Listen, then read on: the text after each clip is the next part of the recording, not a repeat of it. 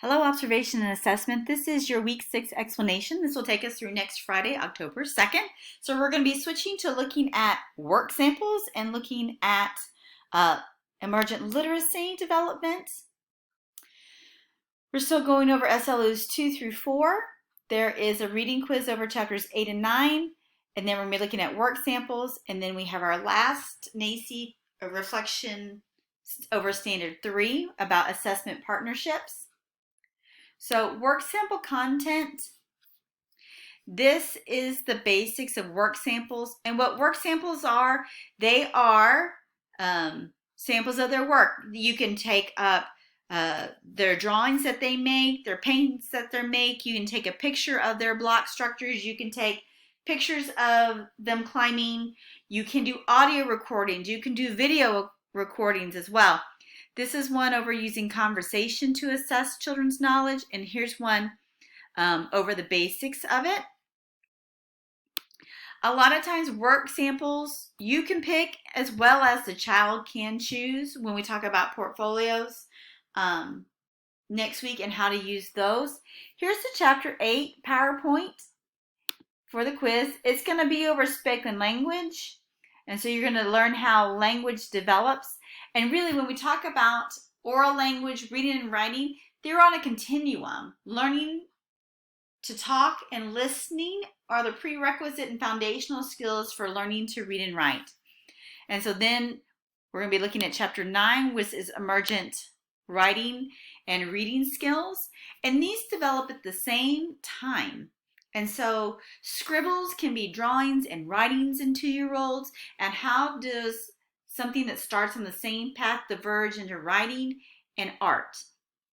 How does putting a book in your mouth at 6 months old turn into you being able to read a book when you're 6? So that's what the chapter is going to look like, and that's what chapter 9 is going to be on. Then you're going to do a work sample. And so hopefully for a child you're going to collect 2 different types of work samples on them. So you can take a drawing that they have, a writing sample, creation of photos of children doing a skill, video, or audio clips. You just need 2 of them. And of course, you'll be taking pictures of them anyway. So you'll be taking a picture of their drawing. And then you'll upload the 2 work samples, and then you will complete the reflection form. What did it tell you? So if you pick a writing sample, like what does it tell you about how far they are writing? If you had an audio file of them reading, we could be able to assess where they are on print.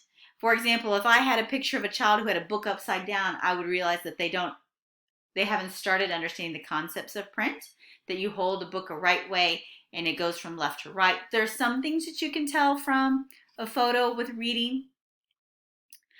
If you don't have a child to observe, what you'll do is you'll go in and watch it. Okay. And then when he gets to a drawing, you'll just come in and take a screenshot, and then that will be your work sample, and you will tell me in the reflection tool what it is and why you picked that as their work sample. The last part is going to be the last reflection over assessment partnerships. And a lot of times we forget about this. There's 2 prongs of this. The first one is partnerships with families. And the next part is professional colleagues. So the first part of this is how do you involve parents and families? Because you're going to be an expert on overall child development, overall literacy development, and what that looks like. But that parent is going to be an expert on that child. And so how do you bring them in? What kind of information could you get from parents? And then how do you share it with parents? The next part is working with professionals and define these professional roles. Like, what is a diagnostician? What do they do? What does an occupational therapist do? What does ECI do? And in that way, these are people who may come into your world as an early childhood educator. And then why do you involve professionals in the assessment process? And so I just did a training over trauma-informed care last week. And one of the things is you're an early childhood educator.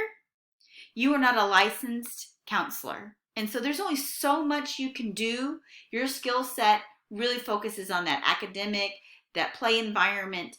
You're not there to do play therapy with children.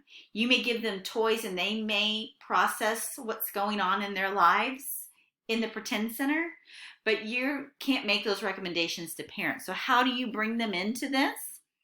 How do you bring them into the assessment process and then pick one professional?